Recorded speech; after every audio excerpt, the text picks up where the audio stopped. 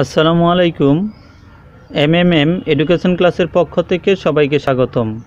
তো আপনি যদি আমার এই চ্যানেলে নতুন হয়ে থাকেন তাহলে অবশ্যই চ্যানেলটি সাবস্ক্রাইব করে নেবেন, কেননা আমার এই চ্যানেলে বিভিন্ন ধরনের ক্যালকুলেটরের সাহায্যে কীভাবে আমরা গাণিতিক সমস্যাগুলো সমাধান করে থাকি সেই সংক্রান্ত ভিডিও পাবেন।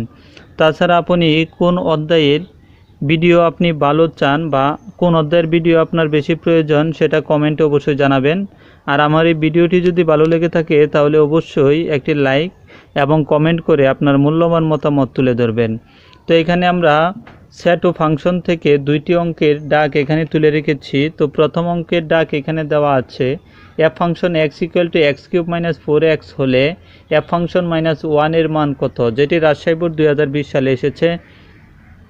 দুই নং অঙ্কটি হলো f function y equal to 3y plus 1 by y minus 1 হলে এফ ফাংশন 1 এর মান কত। তো প্রথমেই কিন্তু আপনাকে ক্যালকুলেটরে এফ ফাংশন -1 এক নং অঙ্কের অঙ্ক সমাধান করার জন্য এফ ফাংশন -1 সেট করে নিতে হবে, অর্থাৎ সেভ করে নিতে হবে। তো আমরা ক্যালকুলেটরটি অন করে নিলাম। তো মান লেখার জন্য এফ ফাংশন -1 লেখার জন্য আমরা প্রথমে, যেহেতু এখানে এক্স দিয়ে শুরু, তো আমরা এক্স ইনপুট করি। তো এক্স ইনপুট করার জন্য আপনাকে কিন্তু আলফাতে ক্লিক করে এখানে ক্লিক করতে হবে। দেখেন এখানে এক্স ইনপুট হয়েছে, তারপর আলফাতে দিয়ে ক্যালসি দিলেই ইকুয়াল টু আমরা পেয়েছি। তো -1, তো -1। তো মান সেভ করার জন্য, মানটি সেভ করার জন্য শিফটে ক্লিক করে RCL এবং ড্যাশ চিহ্নের মধ্যে ক্লিক করতে হবে। তো মান সেভ হয়ে গেল -1। তো এখন এসি দিয়ে কেটে দেবেন। এখানে যে মানটি ছিল যা আছে এটি সরাসরি ইনপুট করে দিবেন। তো ইনপুট করলে হবে যে এক্স কিউব। তো আমরা যদি এক্স কিউব দেই তাহলে এক্স কিউব -4x দিয়ে দিলাম। তো ইকুয়াল টু দিলে দেখেন এখানে এসেছে 3, অর্থাৎ এই অঙ্কটির সঠিক উত্তর হলো 3। তো F function x equal to x cube -4x হলে এফ ফাংশন -1 এর মান হবে 3। তো আমরা ক্যালকুলেটরটি পূর্বের অবস্থানে নিয়ে যাচ্ছি, রিসেট করে নিচ্ছি। তো রিসেট করার পর আমরা 2 নং অঙ্কটি সমাধান করব। যে অঙ্কটি ডাকে দেওয়া আছে যে f function y equal to 3y plus 1 by y minus 1 হলে এফ ফাংশন -1 এর মান কত, যেটি বরিশাল বোর্ড 2019 সালে এসেছিল।